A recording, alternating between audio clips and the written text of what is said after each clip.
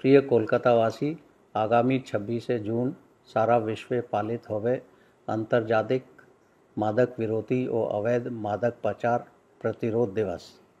এই বিশেষ দিনে একটি মাদকমুক্ত কলকাতা গড়ার লক্ষ্যে আপনাদের সবাইকে জানাই আন্তরিক শুভেচ্ছা ও অভিনন্দন।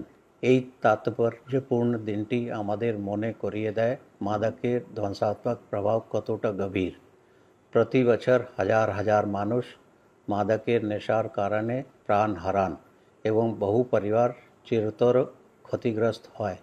মাদকের নেশা কেবল ব্যক্তিকেই নেই, সমাজের ভিতকেও দুর্বল করে দেয়। কলকাতা পুলিশ এই সমস্যার মোকাবিলায় বদ্ধপরিকর।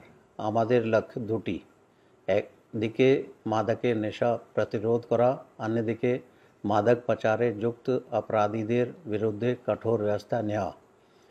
এই বছরের theme break the chain, prevention, treatment and recovery for all, অর্থাৎ ভেঙে দাও মাদকের শৃঙ্খল, প্রতিরোধ, চিকিৎসা ও পুনর্বাসন সবার জন্য।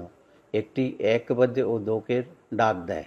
আসুন আমরা সকলে মিলে শপথ নিই আমাদের প্রিয় শহরকে মাদকের অভিশাপ থেকে রক্ষা করব।